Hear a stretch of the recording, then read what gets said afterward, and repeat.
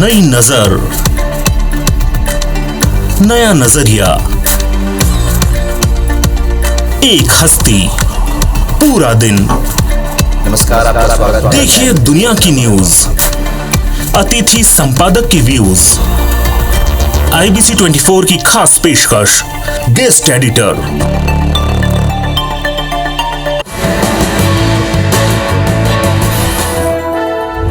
सूचना क्रांति के इस दौर में दूरियां मिट रही हैं और संवाद के नए ब्रिज तैयार हो रहे हैं। अब जबकि देश की डेमोक्रेसी कम्युनिकेशन के नए युग में प्रवेश कर चुकी है, जनसंचार के प्रतिनिधि के तौर पर हम भी संवाद के नए सूत्र खोजने की कोशिश कर रहे हैं। गेस्ट एडिटर हमारी इसी कोशिश की एक मिसाल है।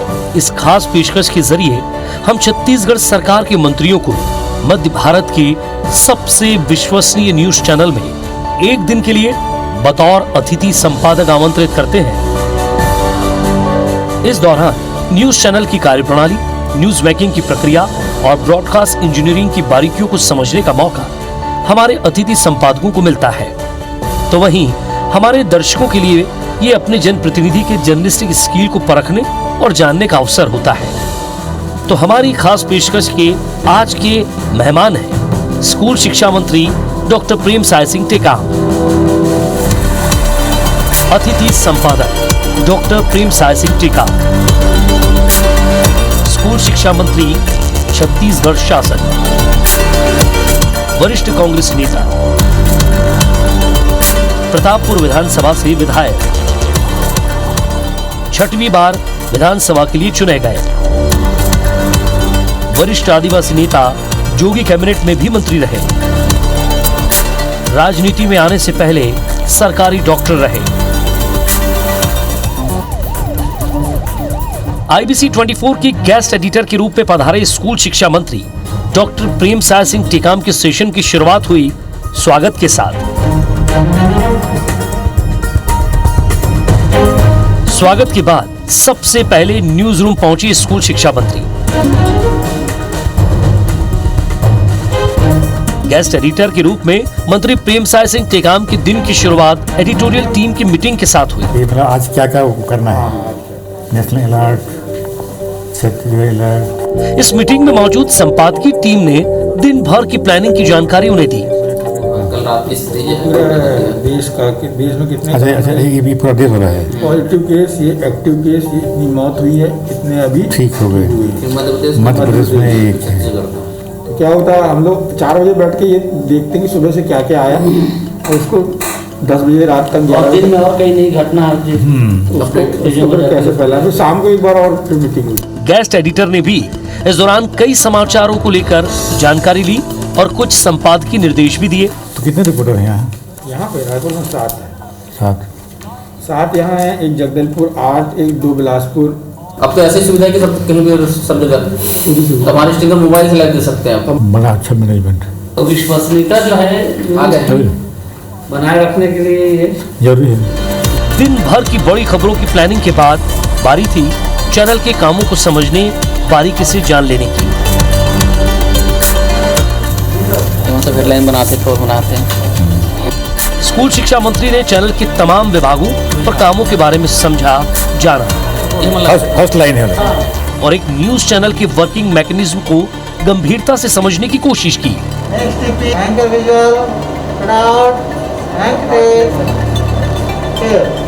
और अब बारी थी गेस्ट एडिटर बने डॉक्टर प्रेमसाय सिंह टेकाम को एक नई और चुनौती भरी भूमिका निभाने की। वो भूमिका थी एक पूरा न्यूज बुलेटिन बतौर एंकर रिकॉर्ड कराने की। इस भूमिका के लिए तैयारी शुरू हुई मेकअप रूम से।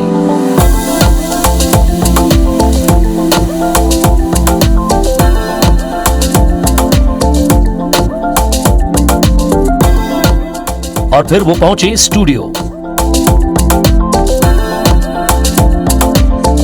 स्टूडियो में तकनीकी तैयारियां मुकम्मल होने के बाद रिकॉर्ड हुआ एक स्पेशल बुलेटिन और जिसके एंकर थे हमारे guest editor doctor Premsai Singh Tekam.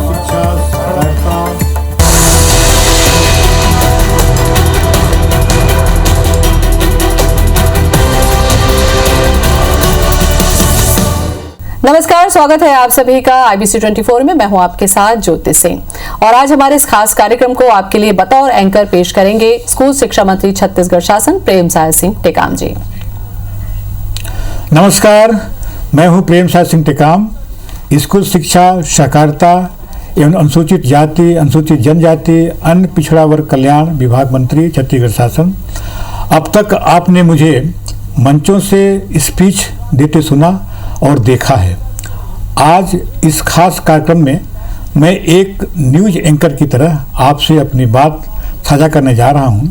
मुझे जिन विभागों की जिम्मेदारी मिली है, मैं उनके बारे में आपसे बात करने वाला हूं। इस दौरान अपना विजन आप तक पहुंचाने की कोशिश करूंगा।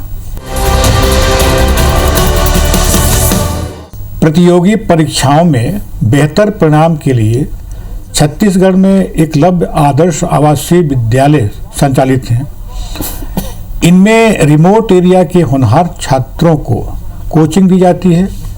एकलव्य विद्यालय के मौजूदा मॉडल की सफलता का परिणाम यह है कि आज इसे केंद्र सरकार पूरे देश में लागू करने जा रही है। इसी तरह प्रयास के माध्यम से सैकड़ों छात्र ने आज प्रतिस्पर्धी परीक्षाओं में अपना परचम लहराया है।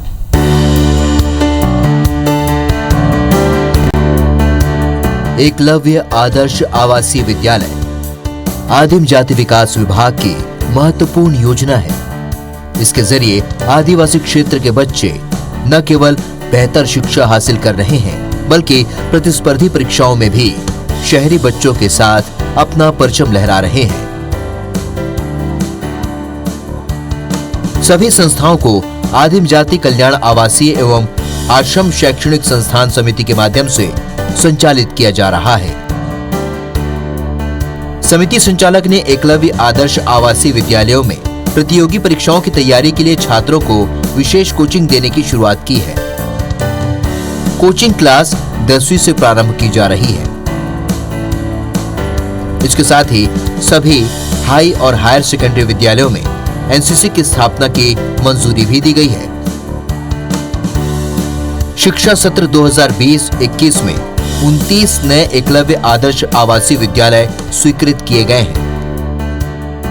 दूसरी ओर छत्तीसगढ़ सरकार की तरफ से संचालित प्रयास आवासीय स्कूल के छात्र भी इंजीनियरिंग और मेडिकल के क्षेत्र में हर साल नया कीर्तिमान बना रहे हैं।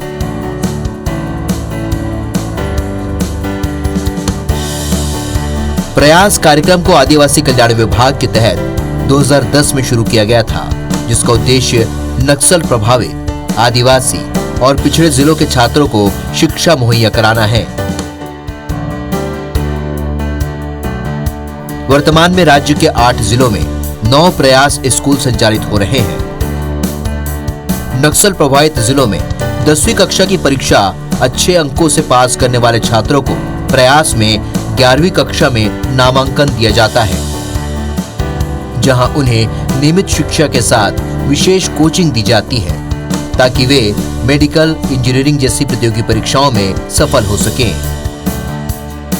प्रयास आवासीय विद्यालय के विद्यार्थियों ने इस योजना को सफल बनाया है और आज देश के विभिन्न IIT, NIT और मेडिकल कॉलेज में यहाँ के विद्यार्थी अध्ययनरत हैं। प्रयास बहुत ही अच्छा विद्यालय है और बच्चों के भविष्य के लिए ये बहुत ही सुंदर गवर्नमेंट का जो प्लानिंग है, ये बहुत अच्छा है। कुल मिलाकर छत्तीसगढ़ में प्रयास और एकलव्य आदर्श आवासीय विद्यालय ने सैकड़ों गरीब और आदिवासी बच्चों का भविष्य उज्जवल किया है।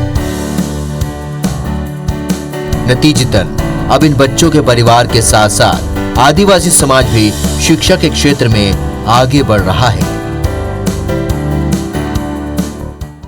छत्तीसगढ़ सरकार का सहकारिता विभाग अपने नवाचार से विकास में ठोस योगदान दे रहा है। इसी कड़ी में एक अहम पड़ाव साबित होने जा रही है। भोरमदेव शक्कर कारखाना में प्रस्तावित इथेनॉल संयंत्र की स्थापना PPP मॉडल में इस संयंत्र की स्थापना की जाएगी। उम्मीद है कि ये संयंत्र प्रदेश के लिए तरक्की के नए रास्ते खोलेगा।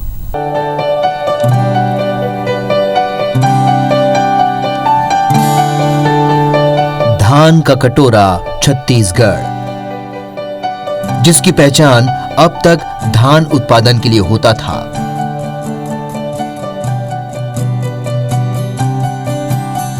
अब वो गन्ना उत्पादन के क्षेत्र में भी अपनी छाप छोड़ने में कामयाब रहा है।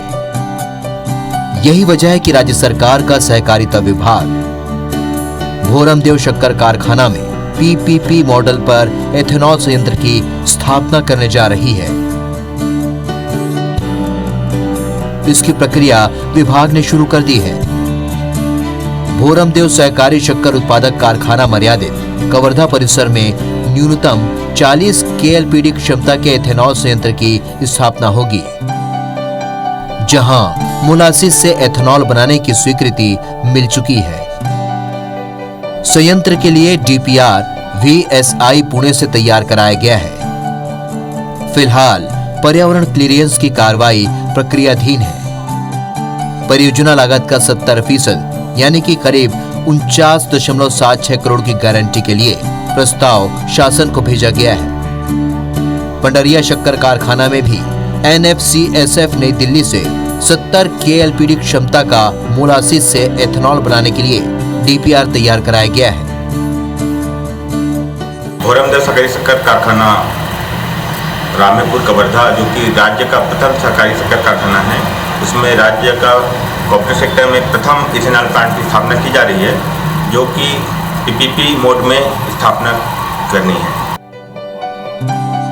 प्रदेश में स्थापित चारों शक्कर कारखाने भोरमदेव, कवर्धा, लौह पुरुष सरदार वल्लभ भाई पटेल कारखाना पंडरिया, मां महामाया सहकारी शक्कर कारखाना अंबिकापुर और दंतेश्वरी मैया सहकारी शक्कर कारखाना बालोद का आज सफल संचालन हो रहा है। सहकारिता विभाग ने अधिकारियों को शक्कर के निर्यात के लिए निर्देश दिए हैं। कारखानों में किसानों का गन्ना समय पर आए, शक्कर उत्पादन में वृद्धि हो, इसके लिए काम जारी है। फ्यूचर की प्लानिंग ये है कि नेक्स्ट ईयर ज़्यादा से ज़्यादा किसान धान के अलावा अन्य फसलों को ले, जिसमें गन्ना प्रमुख रहेगी, और हम कोशिश करेंगे कि लगभग इस वर्ष लगभग 500 हेक्टेयर है, उससे डबल उत्पादन का क्षेत्र बढ़े। राज्य सरकार खेती किसानी के क्षेत्र में बेहतर काम कर रही है। जिस गति से विकास कार्य हो रहे हैं, वो दिन दूर नहीं जब छत्तीसगढ़ कृषि के क्षेत्र में देश के अग्रणी राज्यों में शामिल हो जाएगा।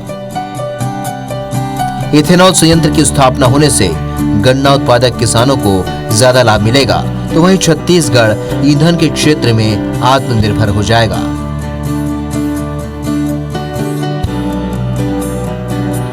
शिक्षा के अधिकार को जमीनी स्तर पर लागू करने को लेकर हमारी सरकार हमेशा गंभीर रही है, और इसी का नतीजा है कि आज ज़्यादा से ज़्यादा बच्चे स्कूल शिक्षा पा रहे हैं।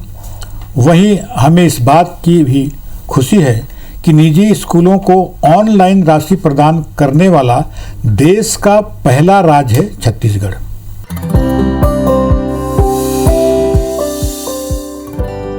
छत्तीसगढ़ सरकार ने स्कूल शिक्षा के प्रसार पर विशेष ध्यान दिया है।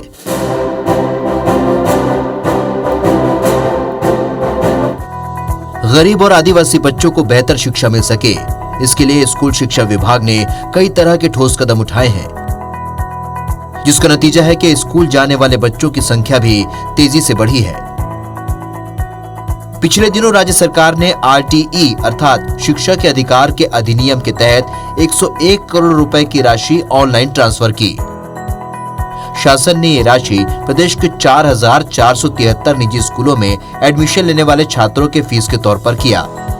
छत्तीसगढ़ देश का पहला राज्य है जहां सिर्फ कोरोना काल में 51,985 बच्चों को एडमिशन देकर ऑनलाइन राशि भेजी गई है। शिक्षा के अधिकार के तहत 33,65,552 विद्यार्थी लाभान्वित हुए हैं। बता दें कि शिक्षा के अधिकार के मामले में छत्तीसगढ़ के मॉडल को ओडिशा, झारखंड और असम में भी लागू किया गया है। लंबे समय से यह मांग बार बार आ रही थी कि निजी स्कूलों में शिक्षा के अधिकार के तहत आने वाले बच्चों की फीस समय पर नहीं मिल पा रही है, इसलिए राज्य सरकार ने राशि सीधे खाते में भुगतान कर प्रक्रिया में पारदर्शिता लाने की कोशिश की। इस कोरोना काल में जो है ये राशि जो है निश्चित रूप से जो है हमारे प्राइवेट स्कूलों के लिए जो है एक संजीवनी का काम किया और इसके लिए मैं छत्तीसगढ़ सरकार को बहुत बहुत धन्यवाद देता हूँ। बच्चों को बेहतर शिक्षा देने के मामले में भूपेश सरकार सजग है। आरटीई की राशि पहले जिला शिक्षा कार्यालय से निजी स्कूलों को मिलता था, लेकिन इस प्रक्रिया में काफी लेट लतीफी और अनियमितता होती थी, जिसका खामियाजा कई बार सीधे तौर पर छात्रों और उनके पालकों को भुगतना पड़ता था। लेकिन राज्य सरकार ने ये राशि ऑनलाइन ट्रांसफर कर देश के अन्य राज्यों के सामने एक उदाहरण प्रस्तुत किया है।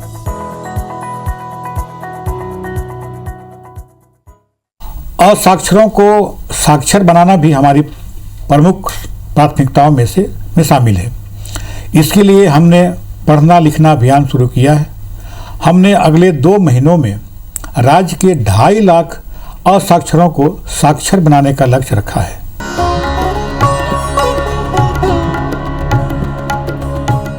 छत्तीसगढ़ सरकार राज्य को पूर्ण साक्षर बनाने की दिशा में कई महत्वपूर्ण फैसले ले रही है। पढ़ना लिखना अभियान भी इसी कड़ी का एक हिस्सा है।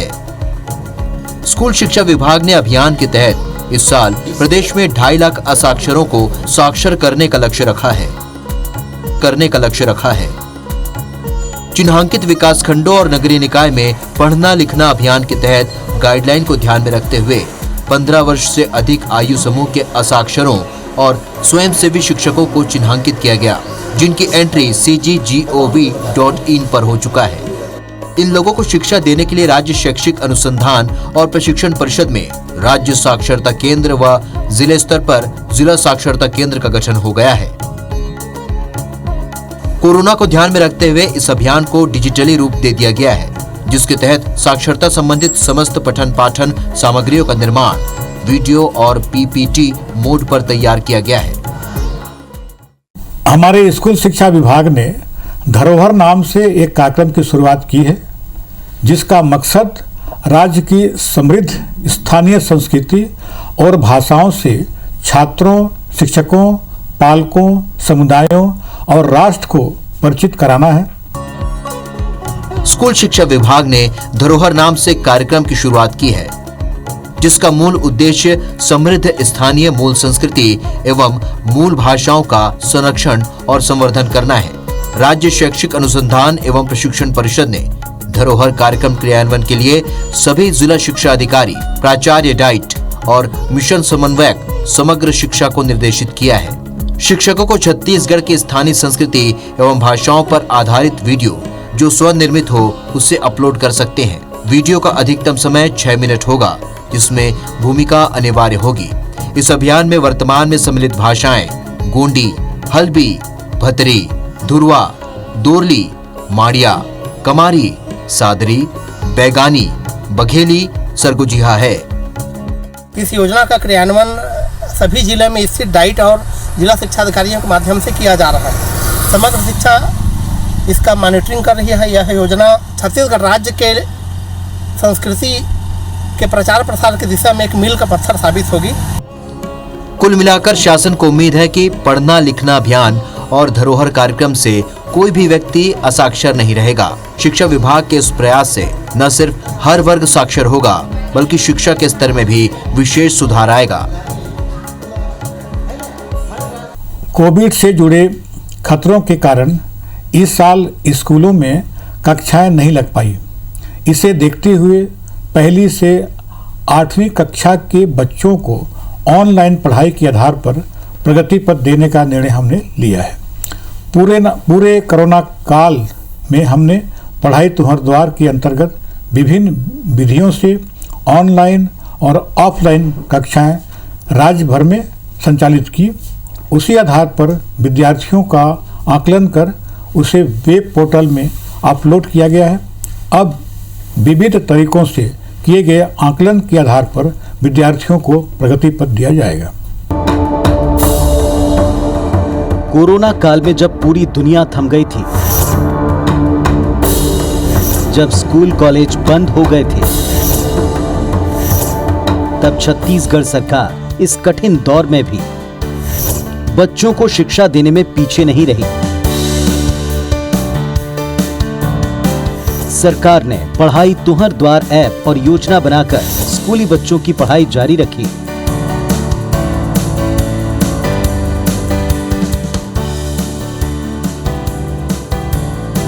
स्कूल शिक्षा विभाग ने कक्षा 1 से लेकर 8वीं तक विद्यार्थियों को विविध तरीकों से किए गए आकलन के आधार पर प्रगति पत्र प्रदान करने के निर्देश दिए।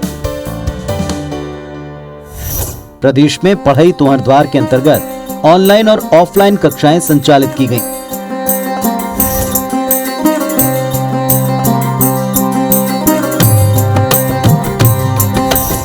स्कूलों का आकलन कर उसे वेब पोर्टल पर अपलोड किया गया।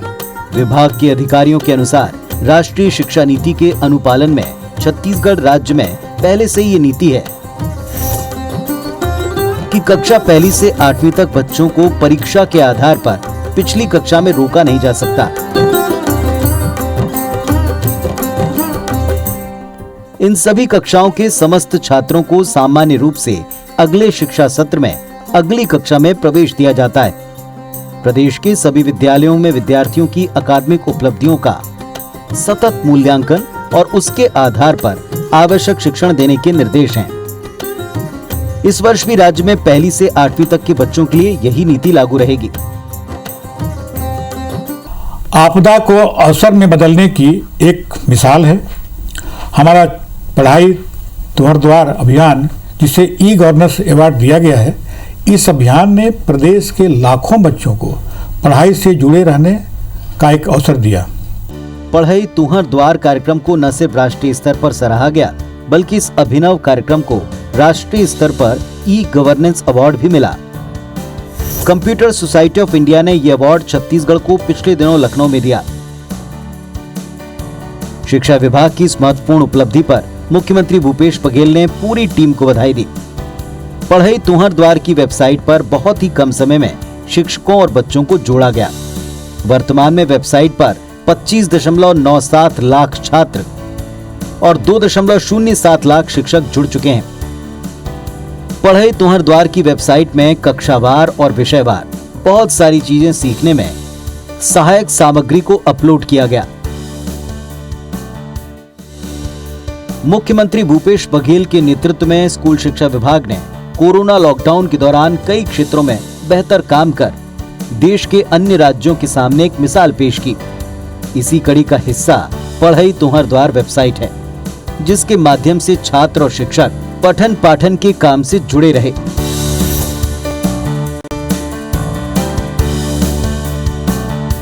राज्य सरकार सभी वर्गों के विकास पर विशेष ध्यान दे रही है।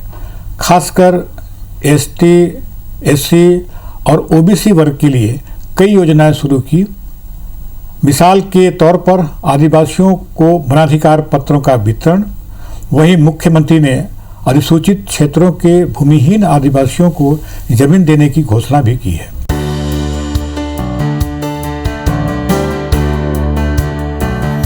छत्तीसगढ़ सरकार को सत्ता में आए 2 साल हुए हैं।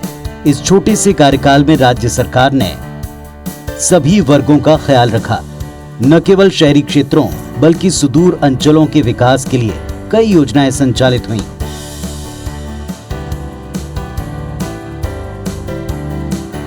अनुसूचित जाति जनजाति एवं अन्य पिछड़ा वर्ग कल्याण विभाग के प्रयास से अधिसूचित क्षेत्र में भूमिहीन आदिवासी परिवारों को जमीन उपलब्ध कराई जा रही है। राज्य सरकार ने कहा, कोई भी आदिवासी परिवार भूमिहीन नहीं रहेगा। खुद मुख्यमंत्री भूपेश बघेल ने जोर देकर कहा कि जंगल में निवास करने वाले वनवासियों को रोजगार के लिए वन अधिकार मान्यता पत्र की समीक्षा कर वास्तविक हकदारों को उनके पट्टे उपलब्ध कराए जाएं।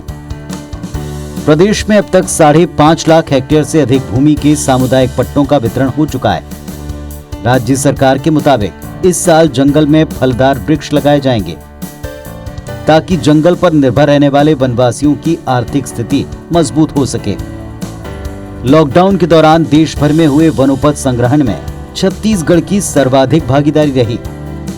इससे वनवासियों को सालाना लगभग 2500 करोड़ रुपए की आय होने की संभावना है, जबकि कोरोना ने दुनिया की अर्थव्यवस्था को ध्वस्त कर रखा है। ऐसे में छत्तीसगढ़ के वनवासी वनोपज के संग्रहण से जीविकोपार्जन के साथ साथ प्रदेश की अर्थव्यवस्था को गतिमान बनाए हुए हैं। राज्य सरकार ने न्यूनतम समर्थन मूल्य पर खरीदे जाने वाले वनोपज की संख्या 7 से बढ़ाकर अब 52 कर दी है। सभी वर्गों के लोगों में समानता किसी भी राज्य के विकास का पहला पैमाना होता है और कांग्रेस सरकार बीते 2 साल में इसकी एक मिसाल बनती जा रही है। सरकार की योजनाओं का लाभ लेकर आज हर वर्ग खुशहाल और गर्व से जिंदगी जी रहा है। तो ये रहा हमारे विभाग के कामों और उपलब्धियों का लेखा जोखा। इस खास कार्यक्रम में बस इतना ही। देश दुनिया की खबरों के लिए आप देखते रहिए IBC 24। नमस्कार। गेस्ट एडिटर के तौर पर स्कूल शिक्षा मंत्री प्रेमसाय सिंह टेकाम ने हर खबर को एक नए नजर से देखा और हमें भी खबरों को देखने का एक नया नजरिया दे गए, जिसके लिए हम उन्हें तहे दिल से कहना चाहेंगे, शुक्रिया प्रेमसाय सिंह टेकाम जी।